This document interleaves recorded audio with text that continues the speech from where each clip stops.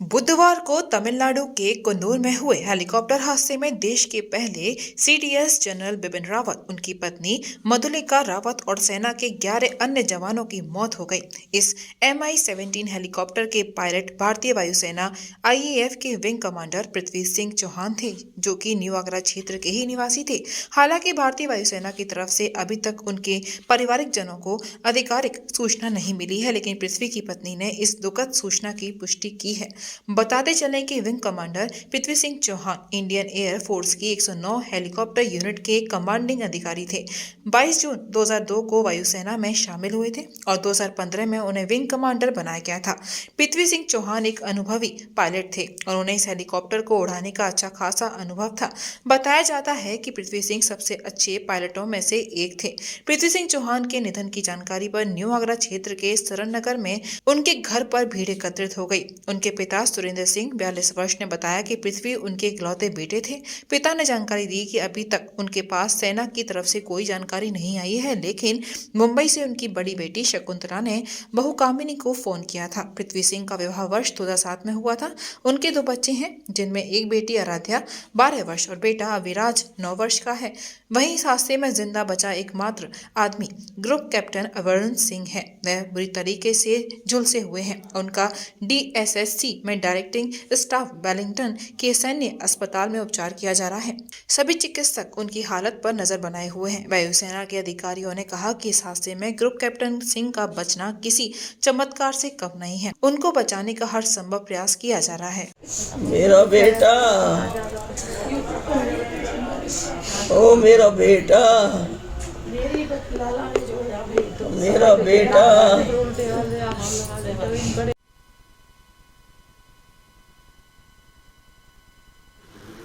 बाबूजी, बहुत एक दुखद घटना हुई है, क्या कहेंगे?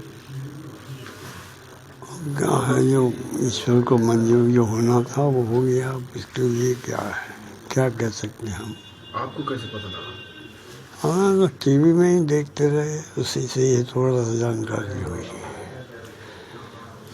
जब नाम बचपन से कैसे थे पृथ्वीराज जी, कैसे सेना में जाने की? उनका स्वभाव ही अलग था। वो सबसे मिल के चलते हैं वाले में से थे। किसी से कोई मतलब ऊंची बात ना करना उनका स्वभाव था। अपने प्यार से सबसे बात करते थे और सबका आदर सत्कार करते थे। घर में सब चाचाओं का आदर सत्कार किया उन्होंने। आखिरी बार कब मुलाकात आपकी हुई थी, क्या बातचीत हुई थी? वो 3-4 दिन पहले बात हुई थी। वही खैर आप मतलब खुशहाली के बारे में बात हुई और कोई ऐसी बात नहीं है। मुलाकात कब आखिरी बार हुई, तब क्या बातचीत हुई थी? नहीं, वही हुई थी आखिरी बार में। वैसे मतलब आते हैं खुशहाली के पूछते रहते हैं और कैसा है क्या है, यही बात रहती है। और स्वास्थ्य वगैरह को लेकर के आपकी और माता जी की फिक्र वगैरह पूरी रहती थी? नहीं, उन्होंने ज़रूर थोड़ा सा ये मिलिट्री हॉस्पिटल में ज़रा बात करने का, आँख दिखाने का बात जिक्र किया था। तो उन्होंने कहा मैं पता करके आपको बता ही देता हूँ। अब शनिवार का टाइम था कि उनको दिखाने जाना था। अब ये हादसा हो गया। दिक्कत रहती है आपने? हाँ, आँखों में घर अब वही 70 साल की हो गई हैं तो आँखों में फर्क तो आएगा ही। आगरा कब आखिरी बार आए थे? आगरा कब आए थे आखिरी बार पृथ्वीराज जी? वो आए थे ये रक्षाबंधन पे। सब तीनों बहनें थीं। रक्षाबंधन पे 31 साल बाद उन्होंने राखी बंधवाई है। 4 भाई और 1 बहन? हाँ, नहीं, 1 भाई 4 बहनें हैं। हैं जी? नहीं, वो बॉम्बे वाली नहीं आ पाई थी, बड़ी वाली जो है। चौहान साहब, आपको क्या पता लगा है, क्या जानकारी हुई है पृथ्वी सिंह चौहान जी के बारे में? उसके बारे में जानकारी हमें किसी के माध्यम से नहीं मिली, बस टीवी के माध्यम से हमें पूरी जानकारी हुई। वैसे कोई सूचना हमारे पास नहीं आई। ना ही एयरफोर्स से आई ना यहाँ के शासन से आई कि तो बस टीवी पे देखा। उसके बाद में 6:30 बजे करीब हमारे पास में जब देखा कि नाम पृथ्वी सिंह चौहान, तब हमें झटका लगा कि वही हमारा घर से कोई बेटा चला गया। तब ये हुआ। तो जो चौहान साहब थे तो बचपन से लेके और बड़े होने तक क्या मतलब उनको अच्छा लगता था, क्या उनके साथ यादें आपकी हैं इस समय जहन में आ रही होंगी? ये है कि घुल मिल के रहता था वो, हमेशा सबसे मिल के चलता था। घर में चाचा चाची सबसे मिल के, भाई बहन से। ऐसा नहीं है कि वो हर एक से व्यवहार अच्छा था उसका, किसी बात की वो नहीं करता था, सबसे फ़ोन पे बात करता रहता था और माता पिता ही से हमेशा बात करता रहता था। कहीं भी जाता तो बता के जाता था। तो ये फौज में जाने का मन कब से बना और कितना समय हो गया उन्हें वहाँ पर? फौज में जाने का जब वो रीवा सैनिक स्कूल में रीवा में जब पढ़ाई कर रहे थे, तो उसके बाद में वहाँ पे एक बच्चे का सिलेक्ट हुआ, तो उसने भी सोचा कि मैं भी पेपर देख के देखता हूँ एनडीए के, तो उसमें भी वो सिलेक्ट हो गया। तो उसने कहा कि मैं भी इसी लाइन में जाऊँगा। कौन सा बैच था इनका? उनका वैसे ध्यान है आपको? ध्यान तो नहीं है मेरे को कौन सा बैच है। लगभग कितने साल हो गए उनको? सन 2000 में उसने हैदराबाद में ज्वाइनिंग हुई थी सबसे पहले स्टार्टिंग में। उसके बाद फिर चलता रहा। अच्छा, इनकी शादी कहाँ से हुई है? शादी जो हुई वृंदावन से हुई थी। अच्छा, बच्चे? बच्चे 2 हैं, एक बेटी है एक बेटा है। बेटी जो है 12 साल की है, बेटा जो है 7 साल का है। कहाँ रह रहे हैं? ये वहीं रह रहे हैं कोयम्बटूर में, घर पे? घर पे ही वहीं। आपकी बात हुई है वहाँ कोई? तो क्या बातें कह हुई रहे हैं? तो वो बात करने की उसमें नहीं थी स्थिति में, क्योंकि इतना बड़ा झटका लगने से कोई भी बात करना वो नहीं हो पाया। हमसे खुद बात नहीं हो पाई, हमने खुद बात करना चाहा तो नहीं हो पाया। वहाँ पे भी इंफॉर्मेशन नहीं मिली उनको भी। बस ये था कि किसी ने बता दिया, उनके दोस्तों ने, ये कि वो वहाँ पे गए थे, ऐसे ऐसे मामला हो गया। उनका बहुत अच्छा व्यवहार था, सभी को साथ लेके चलते थे, चाहे वो भाई हो या बहन हो, मामा हो या फिर उससे भी छोटा कोई हो। ऐसा उनके अंदर कोई भी वो गुबार वाली बात नहीं थी कि मैं इसके साथ क्यों बैठा हूँ। हर आदमी की हर तरीके से मदद करना, हर बात की पूछना कि किसी को कोई परेशानी तो नहीं है किसी भी तरह की। तो इस तरह की उनकी बातें हमेशा मतलब रहती थी। वैसे तो उन्हें टाइम बहुत कम मिलता था।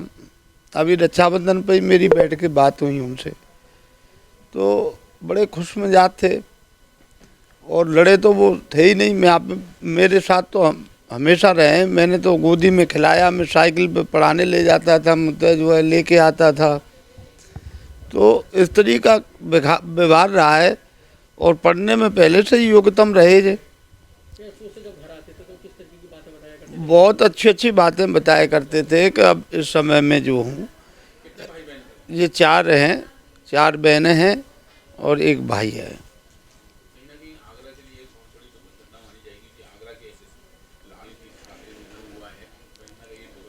बिल्कुल साहब, आगरा ही नहीं है, पूरे देश के लिए है ये। क्योंकि सरकार जो है बड़ी मुश्किल से ऐसा जवान, ऐसी शहादत मुश्किल से मिलती है और हम तो गर्व भी करते हैं। और दुख तो उससे गर्व से भी ज़्यादा दुख है वैसे, क्योंकि अब मिलने वाला तो है नहीं, केवल उसकी यादें जो है हमेशा झकझोरती रहेंगी। बाकी तो कुछ बचा ही नहीं है।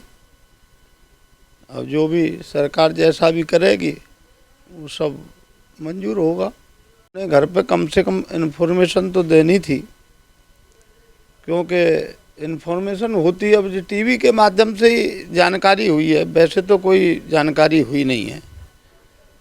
नहीं तो उन्हें जानकारी ये देनी थी कि भाई इस तरीके से मुद्दा जो है ट्रैश हो गया है हेलीकॉप्टर और ऐसे ऐसे उसमें मुद्दा जो है आपके बेटे ख़त्म हो गए, लेकिन ऐसा कोई भी जवाब सरकार के द्वारा नहीं आया। जी। इधर क्या नाम है आपका? संजय चौहान मेरा नाम है।